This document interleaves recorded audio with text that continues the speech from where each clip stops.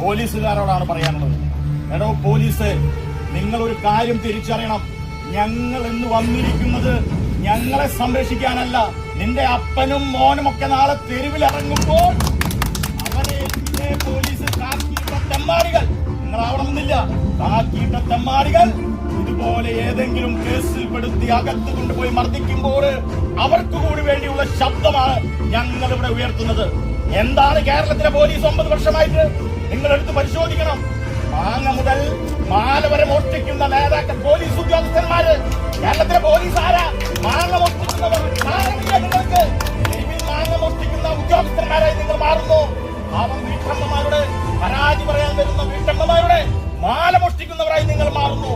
പരാതി പറയാൻ വരുന്ന ഒരമ്മ സ്വന്തം അമ്മ മകനെ ഗുണ്ടകൾ പിടിച്ചു കൊണ്ടുപോയി മർദ്ദിക്കുന്നു എന്ന് പറഞ്ഞപ്പോൾ ആ അമ്മ നോക്കി നിൽക്കുമ്പോൾ ഒരു നടപടിയും എടുക്കാതെ കോട്ടയത്തെ പോലീസ് സ്റ്റേഷനിലേക്ക് ആ മകനെ വെട്ടി തുണ്ടമായി കൊണ്ടുവന്നിട്ട് ഗുണ്ടകളുടെ മുമ്പിൽ ഒച്ചാഞ്ച് നിൽക്കുന്ന ഗുണ്ടകളെക്കാൾ ക്രിമിനലുകളായ ആളുകളാണ് കേരളത്തിലെ പോലീസ്. അവരാണെന്ന് പിണറായി നേതൃത്വം നൽകുന്ന പോലീസ് എന്ന് ഞങ്ങൾക്ക് പറയാതെ മുന്നോട്ട് പോകാൻ കഴിയില്ല. പ്രിയപ്പെട്ടവരെ, ഞങ്ങൾ പറയുന്നു, ഇത് ഒരു സ്ഥാപനത്തിന്റെ ഉടമയ്ക്ക് വേണ്ടിയുള്ള സമരമല്ല. ഇതൊരു സ്ഥാപനത്തിന്റെ തൊഴിലാളികൾക്ക് വേണ്ടിയുള്ള സമരമല്ല. ഇത് ഞങ്ങളുടെ യൂത്ത് കോൺഗ്രസിന്റെ സഹപ്രവർത്തകനെ മർദ്ദിച്ചതിൽ മാത്രമുള്ള സമരമല്ല. ഈ നാട്ടിലെ ഓരോ പൗരന്മാർക്കും ജനാധിപത്യം സംരക്ഷിക്കാൻ വേണ്ടി, അവന്റെ പൗരാവകാശം സംരക്ഷിക്കാൻ വേണ്ടിയാണ് ഇത്തരം സമരത്തിന് ഞങ്ങൾ നേതൃത്വം നൽകുന്നത്. ഞങ്ങൾക്കൊരു കാര്യം മാത്രമാണ് പറയാനുള്ളത്. ഈ സമരം ഇന്നുകൊണ്ട് അവസാനിക്കില്ല.